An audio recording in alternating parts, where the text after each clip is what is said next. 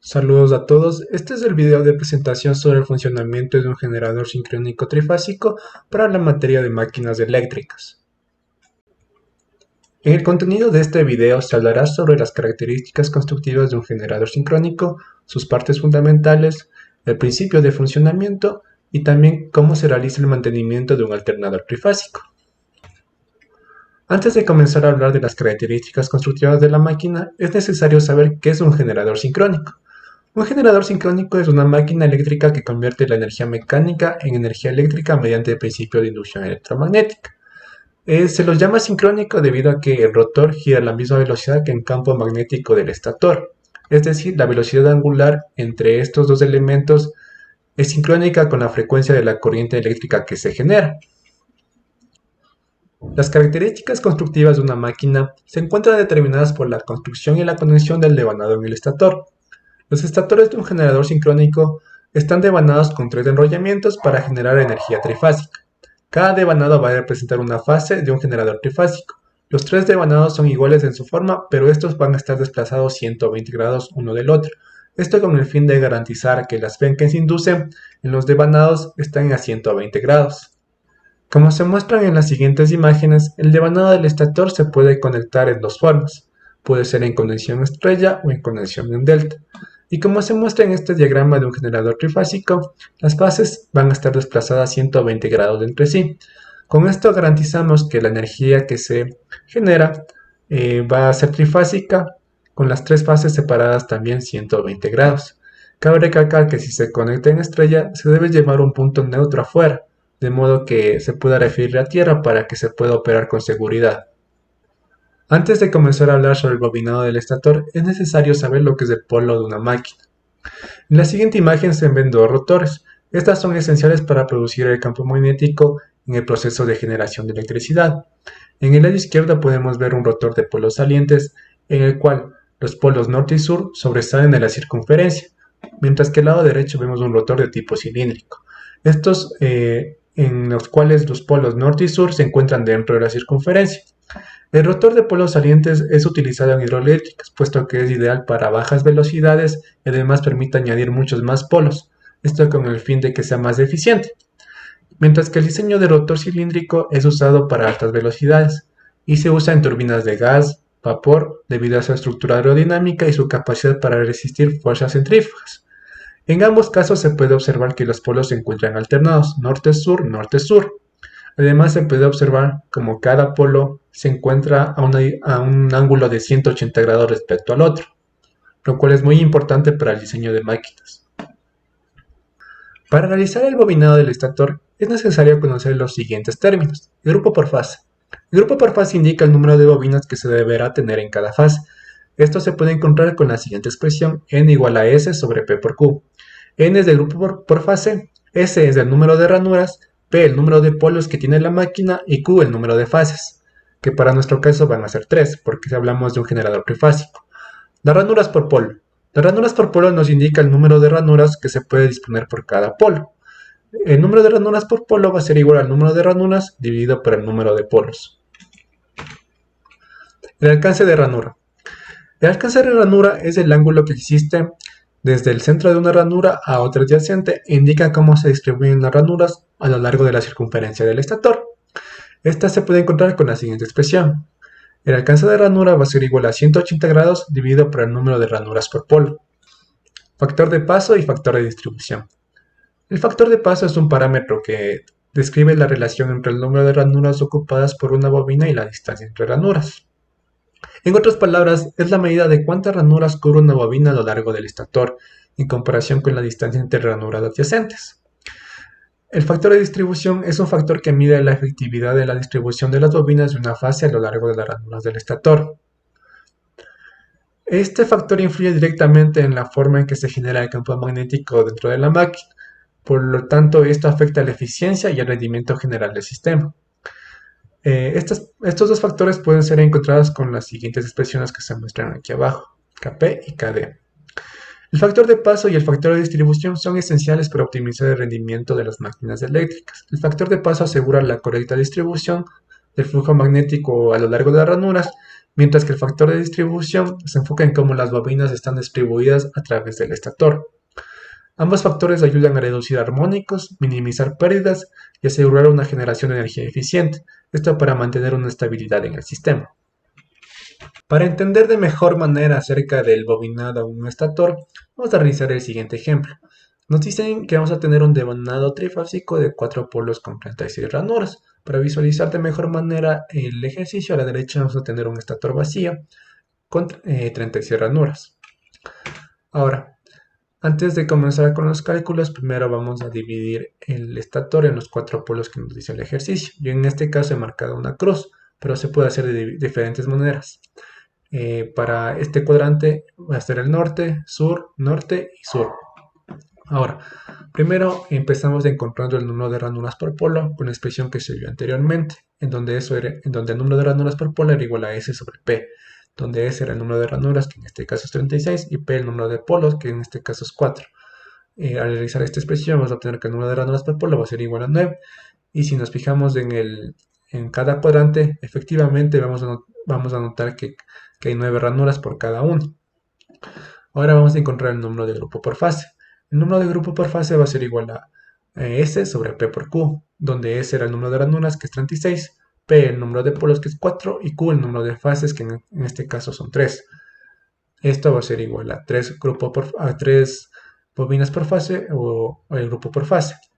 Ahora, para encontrar el alcance de ranura o la separación que existe entre cada una, vamos a dividir 180 dividido por el número de ranuras que existe por cada polo.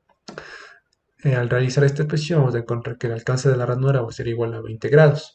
Esto quiere decir que cada ranura va a estar separada a 20 grados una de la otra. Para encontrar los valores de Kp y Kd, que eran el factor de paso y el factor de distribución, se utilizarán las expresiones que vimos anteriormente, en donde Kp es 0.061 y Kd es 0.95. Una vez hechos los cálculos, podemos visualizar el diagrama de mejor manera, como se muestra a continuación, donde vemos los 4 polos, norte-sur, norte-sur. Cada fase va a ocupar 3 ranuras y vamos a tener las 3 fases, que en este caso se identifican con diferente color. La primera fase, que es la roja, la otra fase, que es la azul, y otra fase, que es la verde. Cada fase va a tener un positivo y un negativo.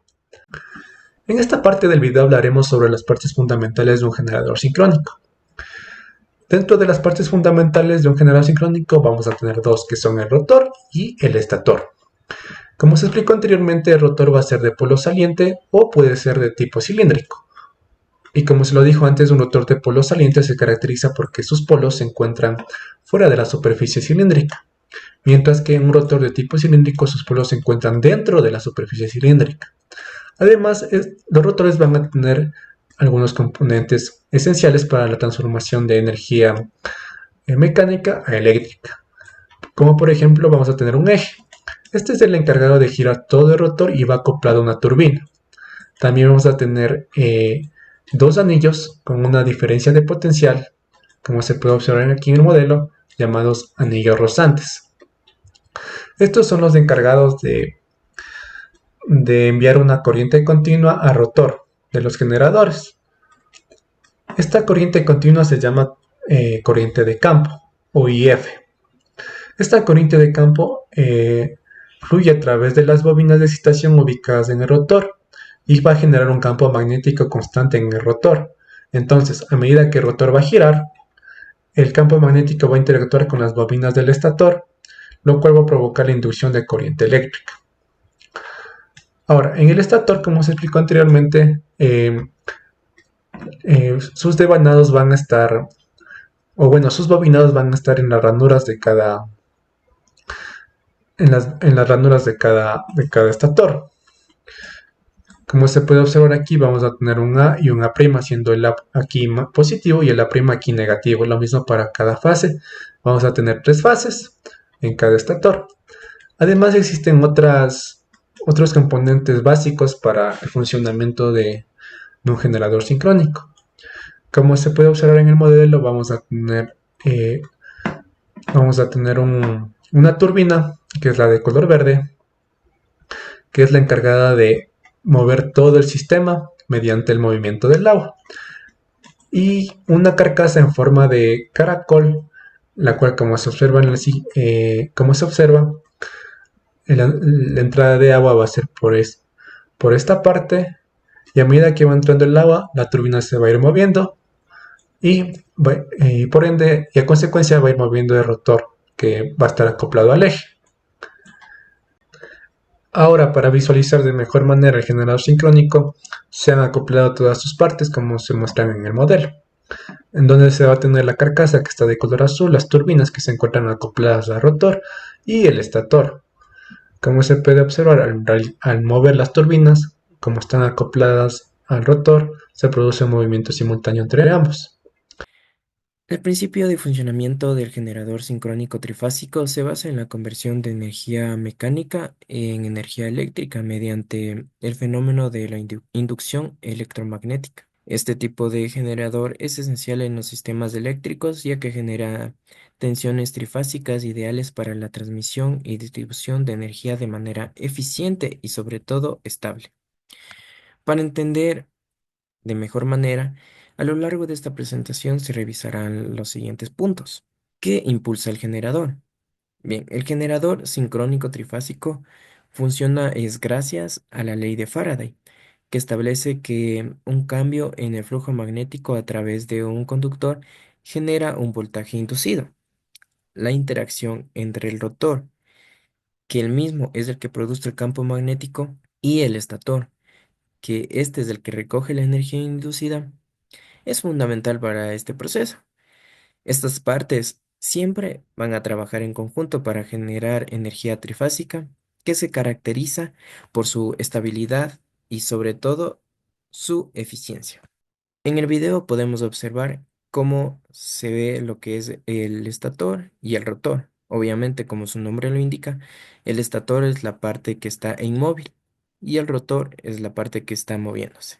La generación del campo magnético. Bien, para generar lo que es el campo magnético, el rotor es accionado mecánicamente mediante una fuente externa. En este caso, en el aula del laboratorio de máquinas, perdón, eléctricas, se tiene lo que es la máquina motriz, la cual está anclada a través de un matrimonio al generador. La fuente en sí puede variar. En este caso, en otros lugares pueden deberse a turbinas, tales como se encuentran en lo que son las hidroeléctricas. Al girar la máquina motriz o la fuente que esté produciendo el movimiento hacia el rotor, los polos magnéticos que llevan siempre generan un campo magnético rotativo. Este campo es esencial porque induce los voltajes en las bobinas del estator. La velocidad del rotor debe ser constante para mantener una frecuencia estable en la salida del generador, que más adelante en el punto final veremos la relación que existe entre la velocidad y la frecuencia. ¿Qué hacemos para inducir lo que es el magnetismo en el estator? El campo magnético rotativo del rotor atraviesa las bobinas del estator. Esta variación del flujo magnético según la ley de Faraday induce un voltaje en las bobinas. A medida que el rotor gira, el flujo varía periódicamente, resultando en un voltaje sinusoidal. Este es el principio base que permite la generación de corriente alterna en las máquinas sincrónicas. Y ahora, ¿qué hacemos para generar lo que son tensiones trifásicas? ¿Qué es lo que nosotros en sí vamos a ver y es lo que queremos ver en este tema? Siempre, como podemos observar, las bobinas están distribuidas con una separación de 120 grados entre sí. Y esto porque al final si sumamos los 120 grados que habría de separación entre las tres bobinas, sumaríamos los 360 grados que tiene una circunferencia, que es la forma que tiene eh, lo que sería el rotor y el estator. El estator tiene tres conjuntos de bobinas distribuidas siempre en un ángulo de 120 grados. Eso nunca hay que olvidarlo para entenderlo cómo funciona el mismo. ¿Por qué se distribuye en 120 grados? Esto asegura que las tensiones generadas estén desfasadas por el mismo ángulo, es decir, 120 grados mismo. Este desfase es clave para obtener un sistema trifásico equilibrado. donde cada una de las tres tensiones tienen la misma magnitud, pero está desfasada en el tiempo, ideal para el transporte y uso eficiente de la energía eléctrica. Para tener una idea más clara, si conectamos un foco a un generador trifásico o a cualquier fuente trifásica y tendríamos una cámara súper, súper lenta, se podría ver cómo en lapsos muy, muy pequeños de tiempo el foco o lámpara se apagaría. Pero al ser trifásico, es decir, la siguiente onda lo alcanza, lo vuelve a prender y la siguiente onda hace lo mismo. De esa manera, nosotros al ojo humano no percibimos este cambio. Por eso es que siempre se usa lo que es energía alterna hasta llegar a las casas, puesto que aquí se deriva en energía directa. La relación que existe entre la velocidad y la frecuencia, es decir, la sincronización. Em, la frecuencia eléctrica siempre va a estar ligada a la velocidad del rotor mediante la fórmula presentada en pantalla, en donde F a su vez es la frecuencia, P es el número de polos y N es la velocidad del rotor en revoluciones por minuto. Esta relación asegura que la frecuencia eléctrica siempre esté sincronizada con la velocidad mecánica. ¿Quién me da la velocidad mecánica? Pues, como ya habíamos hablado en un principio, depende de qué es lo que tenga como fuente. Y como habíamos dicho igual, en el laboratorio de máquinas tenemos lo que es la máquina motriz. La frecuencia siempre va a estar estable, ya que si consideramos al sistema eléctrico de Ecuador como una barra infinita, necesitamos que nuestro generador esté siempre funcionando a una misma frecuencia. Y para lograrlo, vamos a ir moviendo lo que es la velocidad de la máquina fuente, en este caso máquina motriz o turbina o lo que tengamos como, como máquina que para mover lo que es el generador en sí. De esta manera se garantiza una operación estable y confiable en sistemas eléctricos interconectados. Es por eso que siempre hay que tomar en cuenta para el principio de funcionamiento la relación que existe entre la velocidad y la frecuencia, ya que si, como bien lo sabemos, la energía eléctrica a través del sistema eléctrico interconectado viaja a 60 Hz. Entonces nosotros también en nuestro generador debemos cumplir esa frecuencia, que es decir, 60 Hz. Bueno, a continuación se presenta el mantenimiento de alternadores en vehículos de combustión interna. Empezamos por mencionar qué es un alternador. Pues el alternador es la parte que genera energía eléctrica para abastecer los sistemas eléctricos del vehículo, puesto que su correcto funcionamiento es clave para evitar fallas eléctricas. En sí es el corazón del sistema eléctrico. Como observamos en el video, eh, en el alternador que se consiguió, vemos ya el rotor, el estator, el regulador de voltaje e incluso también podemos ver las escobillas. Y a este lado vemos la cinta trapecional. Uno de los errores que se puede tener es el desgaste de la correa trapecional, el cual es provocado por el uso prolongado o la tensión inadecuada de la correa. Pues esto genera pérdidas en la transmisión del movimiento hacia el alternador y la generación insuficiente de carga para los sistemas eléctricos. Una solución es ajustar eh, o reemplazar la, la correa trapecional según sea necesario. En este caso solo se necesita ajustar si la correa no cuenta con tanto desgaste, pero en el caso de la correa que se cuenta del alternador que se consiguió ya cuenta con diferentes desgastes, entonces es necesario reemplazar. Otro problema es la entrada de contaminantes externos, pues la exposición prolongada del alternador al polvo, suciedad o a partículas metálicas genera un bloqueo en las escobillas, cortocircuitos, desgastes acelerados de los anillos rozantes. Esto se soluciona con mantenimientos de limpieza en el motor que sean de forma regular para evitar tener un alternador con componentes como se observa en las imágenes. Otro error son los cortocircuitos internos. Estos se generan por la contaminación metálica dentro del alternador. Otros motivos por los cuales se generan cortocircuitos son una instalación incorrecta de la batería, es decir, conectarla con la polaridad invertida. También puede ser la sobrecarga de accesorios eléctricos adicionales. ¿Qué genera esto? Pues quema el puente de diodos rectificador. Otro daño son en las bobinas del rotor y del estator. Una vez que ya excedió el cortocircuito, la única solución es sustituir los componentes afectados y evitar las cargas en el sistema eléctrico.